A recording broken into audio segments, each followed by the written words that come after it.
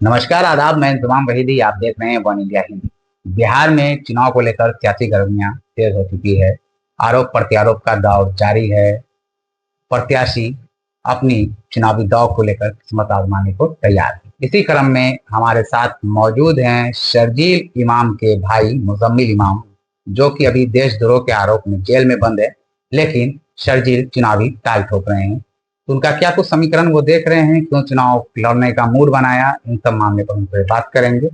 आइए उन्हीं से डायरेक्ट जुड़ते हैं। स्वागत है मुजम्मिल जी हमारे चैनल वन इंडिया हिंदी में। बहुत शुक्रिया। मुजम्मिल जी, सबसे पहला सवाल कि कभी आपके पिता नीतीश कुमार के सबसे करीबी थे और आप खुद जेडीयू के नेता रहे, और उसके बाद अब चुनावी दांव जो खेल रहे हैं, तो आपके भाई किशनगंज के बहादुरगंज से चुनाव लड़ना चाह रहे हैं, तो इस समीकरण को आप किस तरह से देख रहे हैं? देखिए, सबसे पहली बात तो हमारे पिताजी का स्वर्गवास हो चुका है, वो दुनिया में अब नहीं है। जी। तो मैं पहली बात ये बताना चाहूंगा, हमारे पिताजी जिस दौर में जदयू में थे वो दौर लगभग उन्होंने आखिरी सांस इस दुनिया में 2014 में ली है। और मोदी की गवर्नमेंट उस टाइम आई नहीं थी। तो जिस दौर में हमारे पिताजी जदयू में रहे, उस दौर में मैं आपको इस बात को बहुत अकीले से कह सकता हूँ कि बिहार की आधी आवाम, जदयू जो मुसलमान आवाम खासकर जिस कम्युनिटी से हम आते हैं, वो कहीं ना कहीं जदयू की तरफ मतलब अपने जो भी मतदान का था वो बहुत केंद्रित जदयू की तरफ रहा करता था। तो उस दौर में जिस जिस क्षेत्र से हम आते हैं वो जहानाबाद का जिला है, जहाँ की जो लोकल समीकरण है, हम सिर्फ 8% मुसलमान हैं, और एक मुसलमान की राजनीति करना उस क्षेत्र से बहुत अलग सी बात है। लेकिन उसके बावजूद हमारे पिताजी ने सारे सारे समीकरण को बैठाया, और उसके बाद वहां से विधायक का चुनाव भी लड़ा। उस दौर में जदयू में थे, और वो मुझे लगता है कि उस दौर के लिए सबसे बेहतरीन जो एक कह सकते हैं उस क्षेत्र के लिए जो पार्टी थी, जो जदयू थी। इस वजह से पिताजी हमारे जदयू में थे। और रही बात अभी के दौर की, और जब बात करें शर्जील भाई की चुनाव लड़ने की, तो वक्त और हालात बदल चुके हैं। जदयू जो इस दौर की जदयू थी वो इस दौर की जदयू नहीं। ये बात आप भी वाकिफ हैं, और काफी चीजें बदल चुकी हैं। जो पुराने नेतागण थे उसमें से कई लोग पार्टी छोड़ चुके हैं, कई का प्रवास हो गया, जिसमें जॉर्ज फर्नांडिस जिनके साथ पिताजी ने अपनी राजनीति की काफी लम्हे और वक्त गुजारे हैं, वो भी इस दुनिया में नहीं है। डॉक्टर अरुण कुमार पिताजी काफी करीबी दोस्त हुआ करते थे। ये सारे लोग हैं जो जदयू को अलविदा कह चुके हैं। तो दौर बदल चुका है। और रही बात शर्जील की, हम नए नई सियासत और नई क़यादत की तरफ हमारी सोच बढ़ रही है। हम चाहते हैं कि बिहार के मुसलमान भी अपने हक और हकूक के लिए अपनी चीजों को मतलब सदन के पटल पे रख सके और बड़ी मजबूती से रख सके। इसी सोच को लेकर हम आगे बढ़ रहे हैं। इसलिए हमने किसी पॉलिटिकल पार्टी के साथ जाने से बेहतर अपने हमने एक आजाद कैंडिडेट के तौर पर चुनाव लड़ने को चुना। परिवार में अभी कैसा माहौल है जब शर्जील चुनाव लड़ने के लिए आ रहे हैं और उन पर गंभीर आरोप है, तो इस समीकरण को आप लोग कैसे मैनेज कर पा रहे हैं? ये आरोप प्रत्यारोप का तो दौर चलता रहता है। देखिए, मैं बहुत बार बार एक चीज बहुत एग्जाम्पल के तौर देते रहता हूँ कि जॉर्ज साहब की पॉलिटिक्स से काफी लोग मुतासर हैं, काफी लोग उनका नाम ले रहे हैं। बिहार के कई बड़े नेतागण आज भी जॉर्ज साहब की पॉलिटिक्स का नाम लेकर अपनी राजनीति को चमकाते रहते हैं। तो जॉर्ज साहब का आपको याद होगा, जब इमरजेंसी के बाद याद होगा आपको कि जॉर्ज साहब ने जब मुजफ्फरपुर से चुनाव लड़ा था, तो वो जेल में थे। और उन पे आरोप क्या लगा था? उन पे आरोप लगा था राजद्रोह का। राजद्रोह के आरोप में वो जेल गए, बड़ौदा डायनेमाइट केस में। जिसके बाद उनके यहाँ जब उनकी खोजबीन हुई और जांच पड़ताल हुआ, तो उनके यहाँ से डायनेमाइट और डेटोनेटर दोनों बरामद हुए। उसके बावजूद वो बरी हो जाते हैं और केस खत्म हो जाता है। और वो संसद छोड़िए, संसद के बाद वो देश के आपको आपको डिफेंस मिनिस्टर बनते हैं। तो ये बहुत आम चीज है। अभी अभी मौजूदा हालात में देख लीजिए, इंजीनियर रशीद को जेल में थे, वहीं से उन्होंने संसद का चुनाव लड़ा। आज वो अपने प्रतिनिधि हैं, संसद वहां पर रिप्रेजेंट कर रहे हैं लोगों के प्रतिनिधि के तौर पे। आप चले जाइए आप पंजाब में भी, मैं उनका नाम भूल रहा हूँ, वो सरदार जी, उन्होंने भी चुनाव वहां से लड़ा। अमृतपाल सिंह वसंत ऐसी कुछ नाम है मुझे जहाँ तक याद है, उन्होंने वहां से चुनाव लड़ा, वो भी संसद में थे। बिहार में देख लिया अनंत सिंह को, लगातार जेल से चुनाव लड़ते रहे। आनंद मोहन को देख लीजिए, जेल से चुनाव लड़ा। तो भाई किस पार्टी में नहीं है? लालू प्रसाद यादव भी जेल गए, चुनाव लड़े। आरोप आरोप तो नरेंद्र मोदी पे भी लगे, आरोप तो अमित शाह पे भी लगे। अमित शाह को तो कह सकते हैं आपको जिला बदर तक किया गया। अब देखिए कौन है वो, हमारे रक्षा होम मिनिस्टर हैं। नरेंद्र मोदी पे 2002 गुजरात दंगे का आरोप लगा। बाद में कई कई वर्षों बाद उन्हें एसआईटी ने उन्हें क्लीन चिट दिया। आज हमारे देश के प्रधानमंत्री हैं। शर्जील पर भी तो देशद्रोह के आरोप लंबित है, तो ऐसे में चुनावी फैसला क्या है? क्या के क्या आरोप से बरी हो क्या हमारे संविधान क्या हमारा संविधान इजाजत नहीं देता इसका? बिना संविधान की इजाजत के हम क्या चुनाव में नॉमिनेशन फाइल कर सकते हैं? देशद्रोह का आरोप लगाना और देशद्रोह का आरोप साबित करना, इन दोनों में बहुत फर्क है।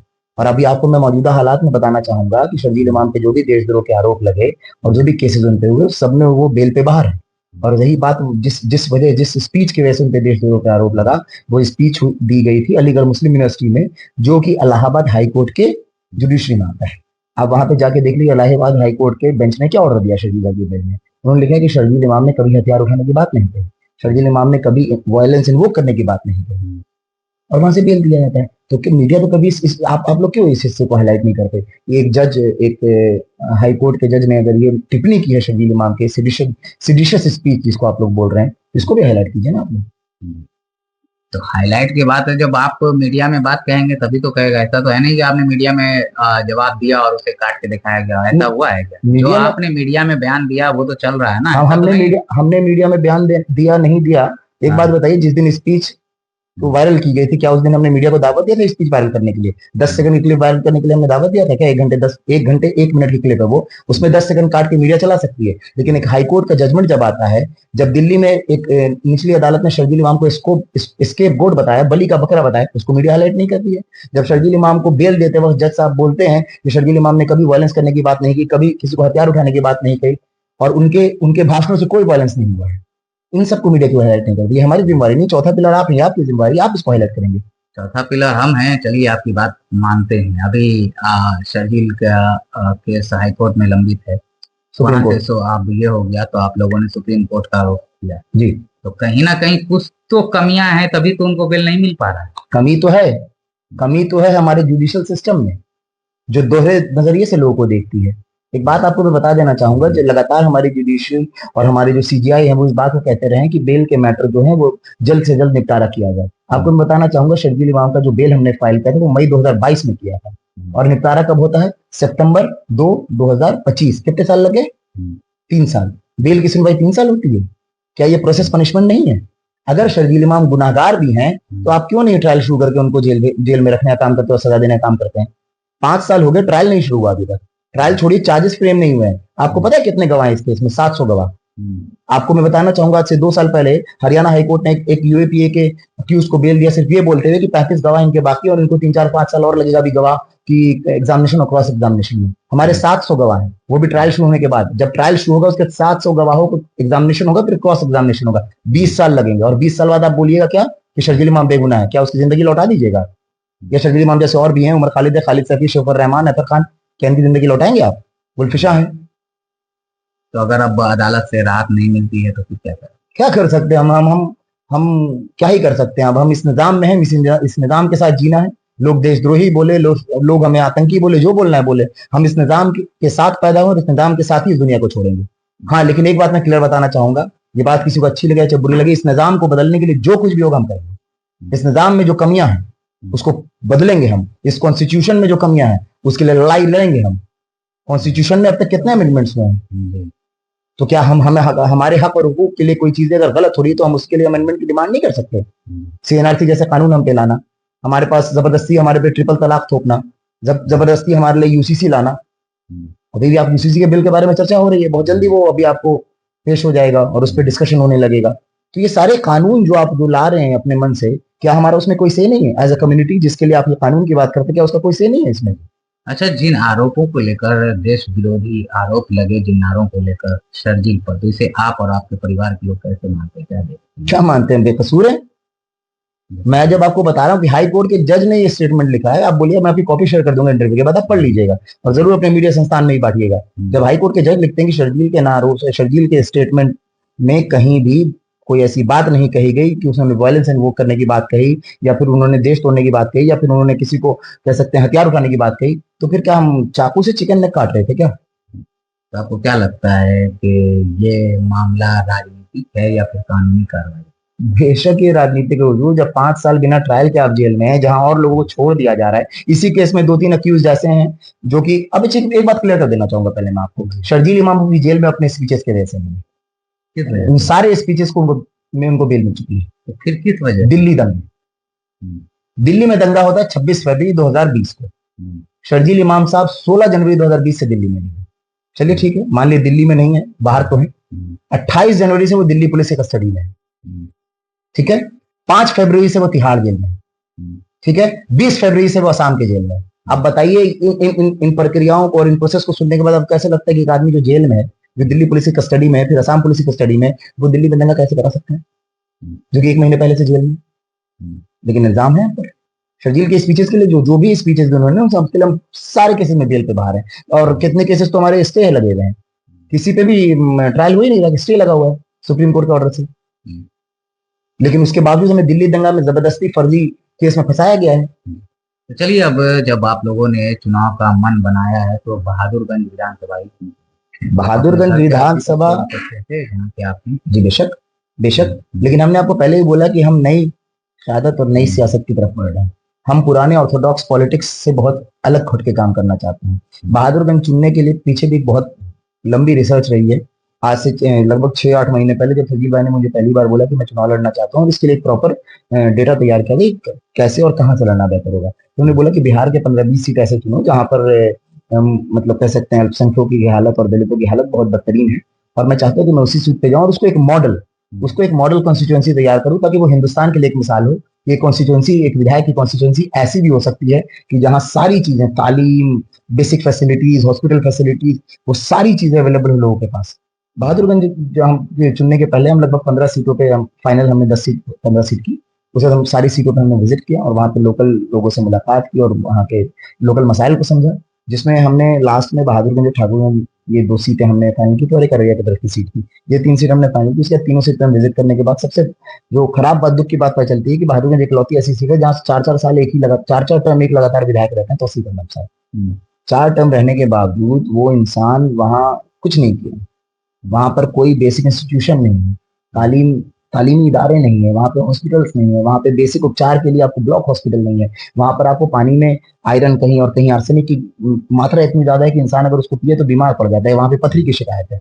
लेकिन 2019 में प्लांट लगाया है आपको वाटर ट्रीटमेंट प्लांट, लेकिन उसके बावजूद 6 साल गुजर जाने के बावजूद वो वाटर ट्रीटमेंट प्लांट आज तक सुचारू रूप से चालू नहीं है। क्या आपको लगता है कि शर्जील पे जो लगे आरोप हैं उन्हें दरकिनार करके मतदाता वहां क्यों नहीं देंगे? मैं क्रॉस कम्युनिटी बात करता हूँ, हिंदू या मुसलमान हो, जिस इंसान को, जिस वोटर को इस चीज का एहसास है कि अपने कम्युनिटी, अपने देश के खातिर एक लड़ाई लड़ रहा है जो कि हमारी बेहतरी के लिए, सारे लोग हमारे साथ हैं। आप जाइए बहादुरगंज में आज भी घूम के आइए, नौजवानों से पूछिए शर्जील इमाम को लेकर उनकी क्या सोचो फिक्र है। और ये इसको एक कह सकते हैं राजनीतिक चश्मे और धार्मिक चश्मे से अगर ऊपर हटके देखिएगा तो आप जाइए अक्रॉस हिंदूज, अक्रॉस मुस्लिम, आप हिंदुस्तान के किसी कोने में जाइए, एक पढ़े लिखे और एक समझदार सूझबूझ रखने वाले इंसान से पूछिए जो कि समझ रखता हो, उस पॉलिटिकल समझ रखता हो और कह सकते हैं मतलब जिसको देश की फिक्र हो, आप उससे पूछे शर्जील इमाम के बारे में, वो हमेशा बोले कि नहीं एक अच्छा इंसान है। चलिए, एक आम आदमी के नजरिए से आपने बताया, एक भाई के नजरिए से आप शर्जील से कितना इत्तेफाक रखते हैं? कुछ मतभेद भी होता है आप लोगों के सोच को लेकर? क्योंकि कहा जाता है कि शर्जील बहुत शालीन सोच के थे और आप उग्र सोच के थे।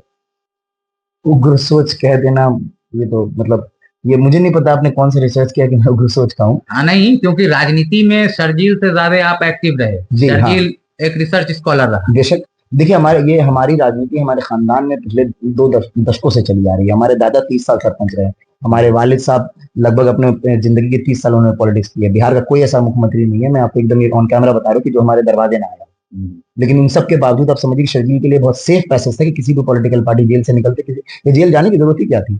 जब वालिद साहब उनके खुद विधायकी का चुनाव लड़ते थे, दादा खुद सरपंच रहे हैं, एक पॉलिटिकल बिसात बिछी हुई है, खुद पढ़े लिखे आईटी और जेएनयू से पढ़े लिखे हैं, तो सर जेल जाने की जरूरत नहीं थी उनको पॉलिटिक्स में आने के लिए। वो किसी भी आराम से किसी भी बड़ी पॉलिटिकल पार्टी में आराम से हिस्सा बन के विधायक एमएलसी का टिकट लेके ये आराम से बैठे रह सकते थे। बट ये स्ट्रगल हमारी सिर्फ विधायक और सांसद बनने के लिए नहीं, ये स्ट्रगल हमारी है आवाम को जगाने के लिए, ये स्ट्रगल हमारी है कम्युनिटी को एक करने के लिए, ये स्ट्रगल हमारी है अक्रॉस कम्युनिटी हक बात पहुंचाने के लिए, स्ट्रगल हमारी है देश के बेहतर विकास के लिए, और जो हमारी जुल्मी सरकार है उनके खिलाफ है।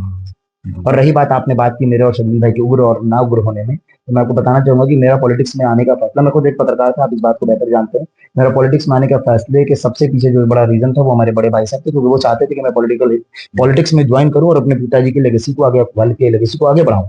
बट देखिए ऊपर वाले की मर्जी कुछ और थी, अब शर्जील भाई को मजबूरन पॉलिटिक्स में आना पड़ा, जो कि वो पहले नहीं चाहते थे। तो मतलब आपके और इसमें जब शर्जील के साथ जो हादसा हुआ और शर्जील जेल में गए, तो क्या आपके परिवार में ये लगा कि राजनीति से दूरी बना लेनी चाहिए आम जिंदगी? नहीं, अब मामला ये है कि जब एक कहावत है, उखली में सर डाल ही दिया तो कुटाने से डरना क्या। अब जब डाल ही दिया है, और वालिद साहब को मैंने देखा है कि 1992 का जब दंगा हुआ, हम छोटे थे, हमको पैदा ही हुए थे, मतलब छोटे क्या बोले, वालिदा साहब कहानी सुनाती कि हम छोटे थे और पैदा हुए थे 2-4 महीने कुछ ऐसे थे, तो वहां पर बिहार में कर्फ्यू लगा था और मेरी वालिदा, मैं और मेरा भाई अकेले घर पे हैं और मेरे वालिद साहब पूरे बिहार के दौरे पे निकले हुए हैं ताकि अवाम सुकून से सोए, अवाम सुरक्षित रहे। तो ये तो हम भाई, ये नस्ल में है हमारे, इसको हम नहीं छोड़ सकते। तो लंबी कानूनी संघर्ष और फिर राजनीतिक चाल, दोनों को कैसे आप संभाल पाएंगे? देखिए, राजनीतिक चाल इसको बोलना बेहतर नहीं, लंबी कानूनी संघर्ष तो बोल रहे हैं और वो हमारे साथ नहीं। ये देश में अभी मौजूदा हालात जो है, जुडिशरी बहुत ही कह सकते हैं, मतलब नाउमीदी से लोग पहले उम्मीद से जुडिशरी को देखते थे, लेकिन एक नाउमीदी सी अभी छाई हुई है। आप देखिए शर्जील इमाम के केस में नहीं, या उनके साथ जो लोग और बंदे उनके केस में नहीं, आप देख लीजिए भीमा कोरेगांव केस, प्रोफेसर को उठा के जेल में डाल रखा है। हनी बाबू को देख लिए 5 साल हो गए। एक वरवरा राव, क्या लगता है कि आप लोग भी इस तरह से पलटी मार लेते? नहीं नहीं, इंशाल्लाह हमारी मौत के बाद ही हम कहीं आपको बीजेपी में जाते हुए देखेंगे। बीजेपी या कोई भी ऐसी पॉलिटिकल पार्टी जो हिंदुत्ववादी या फिर कट्टरपंथी सोच को कहते हैं बढ़ावा देती है, हम उसी पॉलिटिकल पार्टी में नहीं जाएंगे। रही बात, आपको अगर जानना है कि हमारी हम किन पार्टीज को अभी बेहतर पार्टीज मानते हैं, तो आप शर्जील भाई का एक आउटलुक का आर्टिकल आया है, तो उसमें पढ़ सकते हैं कि उन्होंने कई सेकुलर पार्टीज का जिक्र किया है कि ऐसी पार्टीज अगर हमारे साथ मिलकर काम करना चाहें तो हम हमेशा उनके साथ काम करने के लिए तैयार हैं। वो आर्टिकल पढ़ लीजिए। नहीं तो आप ऑन कैमरा भी बताएं तो उसमें ऑन कैमरा क्या है, उसमें उन्होंने तृणमूल कांग्रेस की बात की है, खासकर बिहार की बात की, तो आरजेडी की उन्होंने बात की है। फिर आपको उधर आपको साउथ की 2 पार्टीज हैं। अच्छा ठीक है, जब बिहार में चलिए टीएमसी और आरजेडी की बात कर लें, तो आप लोगों ने इनसे संपर्क नहीं किया कि हमें अपने टिकट पे चुनाव लड़ने दिया जाए? नहीं, संपर्क की जहां तक बात है, देखिए ऐसा तो है कि हमारे वालिद साहब के दौर से ही हमारे, चाहे आरजेडी रहा हो चाहे टीएमसी रहा हो, हमारे लोग अल्हम्दुलिल्लाह हर जगह हैं। हमारी बातचीत जाती रिश्ते की मैं बात कर रहा हूँ, ये हमेशा होती रही है और आज भी। नहीं टिकट के मसले नहीं, हमने टिकट के लिए अभी किसी, क्योंकि हम अभी टिकट के लिए किसी के पास खुद इसलिए नहीं इस बात को बहुत तेजी से रखते हैं, क्योंकि वजह यह है कि हम चाहते हैं कि हम आवाम के पहले बीच जाके अपनी मैसेज को पहुंचाएं और आवाम हमारी बातों को समझे। हम किसी पॉलिटिकल पार्टी के बैनर से अगर अभी जाते हैं तो ये बहुत आम सी बात है कि वहां पर पब्लिक ये समझे कि हम किसी पॉलिटिकल पार्टी के पूरे आइडियोलॉजी और थॉट प्रोसेस को हम प्रमोट कर रहे हैं। लेकिन हम यहाँ पे आवाम को एक नई बात पहुंचाने, नई सियासत और नई सियासत बोलने का मकसद ये है कि हम आवाम को बताना चाहते हैं कि सिर्फ नली गली सड़क ही विकास का पैमाना नहीं है, आपकी तालीम आपका विकास का पैमाना है। एक मोहल्ला, एक सोसाइटी या एक घर का अगर बच्चा पढ़ लेता है तो उसकी नस्लें विकसित हो जाती हैं। तो सबसे पहले हमारा जो जोर है, सीमांचली गलियों में जाके देखिए आप, वहाँ पे तालीम की बहुत कमी है, तालीमी इदारों की बहुत कमी है, हॉस्पिटल की बहुत कमी है, और खासकर जो सबसे बदतरीन हालत है कि इंसान को अगर इस देश में स्वच्छ पानी पीने को नहीं प्रोवाइड कर पा रही है सरकारें, तो इससे बदतरीन कुछ हो ही नहीं सकता। चलिए एक आखिरी सवाल इमाम साहब, कि बिहार की मौजूदा सियासत, महागठबंधन, एनडीए और नई पार्टियों के बीच शर्जील की भूमिका को आप कितना करें? क्या जनता उसे कबूल कर पाए? देखिए, इस चुनाव में तो भैया सिर्फ एक बहादुरगंज सेंट्रिक बात करेंगे। हाँ मतलब आप बहादुर, बेशक इन्हीं समीकरणों को, क्या कोई समीकरण नहीं। जनता जिसको सर पे बैठाना चाहे वो उसको सर पे बैठाएगी, जिसको जमीन पे गिराना चाहे चुनौती महसूस कर रहे हैं? कोई चुनौती नहीं है। जहां हमें यकीन है कि अगर आवाम को हम अपनी बात पहुंचा सके तो फिर कोई हमारे टक्कर में नहीं है। हमें अल्लाह पे यकीन है और आवाम पे यकीन है। अगर आवाम हमारी बातों को समझे, हमारे दर्द को समझे, हमारी सोच को समझे और हमारी चाहती है कि वो हम साथ मिलकर अब एक अच्छे मुस्तकबिल के लिए काम करें, तो हमको उम्मीद है कि वो हमें सपोर्ट करेगी। क्योंकि आप वहां पे देख लीजिए, दोनों जो कैंडिडेट हैं, तौसीफ आलम साहब को एमआईएम ने कैंडिडेट बनाया है। तो तौसीफ आलम साहब वही जो 4 बार विधायक रह चुके हैं वहां से, जो वैसी साहब को दंगाई बोला करते थे। तौसीफ आलम साहब वही जिनको वैसी साहब तस्कर बोला करते थे, और कांग्रेस से आके आज उठा के उन्होंने एमआईएम ने टिकट दे दिया। और दूसरी तरफ अंजार रहीमी साहब जो एमआईएम से थे, जो लालू साहब को बोला करते थे कि बेकार आदमी है, आज वो लालू जी के पार्टी में चले गए। हम तो ऐसी नियत नहीं रखते, ना हमने वैसी साहब को कभी गाली दी, ना हमने लालू जी को भी गाली दिया। हम तो दोनों की इज्जत करते हैं, दोनों अपने अपने जगह सही काम कर रहे हैं। सोच अलग होना अलग चीज हो सकती है भाई, पॉलिटिकल सोच अलग होना कि आप किस पैमाने और किस रास्ते को चुन करके अपने मतलब कम्युनिटी के लिए काम करना चाहते हैं, वो बहुत अपनी अपनी सोच है। हो सकता है हमें दाएं मुड़ के काम करना पसंद है, किसी को बाएं वाला रास्ता पसंद है। इसमें पॉलिटिकल थॉट प्रोसेस डिफरेंट होने का डिफरेंट थिंग, बट किसी को गाली बकना और किसी को बेइज्जत करना, किसी पे निजी टिप्पणी करना और उसके बाद उन्हीं के पार्टी में जाकर फिर उसी पार्टी से चुनाव लड़ना, मतलब ये कहना कि आप परहेज करो कि जब आप उसके साथ जाएं तो कोई ये दाग बेशक हम क्यों बुरा बोले भाई। हमें मेरी कोई लालू जी से है, तेजस्वी तो खैर हमारे क्लासमेट ही रहे, लेकिन क्या हमारी कोई ज्यादा दिक्कत है? कभी उन्होंने हमारे बारे में कुछ बुरा नहीं, कभी हमने उनकी बुराई नहीं। तो जाहिर सी बात है कि एक इंसान के तौर पे हम उनकी अच्छाई और बुराई की बात नहीं कर रहे हैं, उनकी सोच की बात कर सकते हैं, उनकी पॉलिटिकल कह सकते हैं डिसीजंस को हम चैलेंज कर सकते हैं। बट तेजस्वी साहब अपने में क्या कर रहे हैं, लालू जी अपने में क्या कर रहे हैं, वैसे अपने में क्या कर रहे हैं, उससे क्या मतलब है। वैसे आप कोई गलत डिसीजन लेंगे हम उसको चैलेंज करेंगे, लालू प्रसाद यादव कोई गलत डिसीजन लेंगे हम उसको जरूर चैलेंज करेंगे, लेकिन जाती तौर पे जो लालू जी काम कर रहे हैं वो भी सराहनीय है। तो बहादुरगंज की जनता को क्या संदेश देना चाहिए? बहादुरगंज की जनता से बस यही बोलना चाहूंगा कि देखिए, बहुत सारे लोग बहुत तरह की बातें कर रहे हैं, कोई धर्म के नाम पे वोट मांग रहा है, कोई बीजेपी के दबाव को डरा कर वोट मांग रहा है, किसी ने सीएनआरसी के नाम पे वोट मांगा, और खासकर जैसे 2000 कह सकते हैं आपको 20 के चुनाव में आप लोगों ने इस नाम पे वोट किया कि सीएनआरसी का प्रोटेस्ट हुआ और मुसलमानों को बेघर कर दिया जाएगा। तो मैं आपको बस एक ही आरजू करना चाहता हूँ और एक ही रिक्वेस्ट है आप लोगों से कि इस बात पे जरूर एक बार तस्दीक करिए कि सीएनआरसी के प्रोटेस्ट में सही में किन नौजवानों की हिस्सेदारी थी और कौन आपके शफकत और मोहब्बत और आपके वोट के हकदार हैं, ना कि उनके जो सिर्फ बालू माफिया वाला काम कर रहे हो या फिर अपना ईंट का भट्टा चला रहे हो। ये समझने की जरूरत है कि आंख अवाम की और कौम की सही दर्द किसके अंदर है और सही सोच को लेके आगे कौन बढ़ना चाहता है। बहुत शुक्रिया, शुक्रिया। तो ये देखा आपने, शर्जील इमाम के भाई मुजम्मिल इमाम में ने बताया कि क्या विजन है, क्या वजह रही, क्यों शर्जील चुनावी दंगल में कूदे हैं और क्या उनका नजरिया है। ये जनता फैसला करेगी कि उन्हें प्रतिनिधित्व देना है या नहीं, ये पूरा जनता के हाथों है। बस ये एक विजन के तहत नई कयादत, नई इबारत लिखने के लिए चुनावी दंगल में उतरे हैं। इसी तरह की ताज़ा तरीन अपडेट के लिए जुड़े रहें वन इंडिया हिंदी के साथ। नमस्कार, आदाब।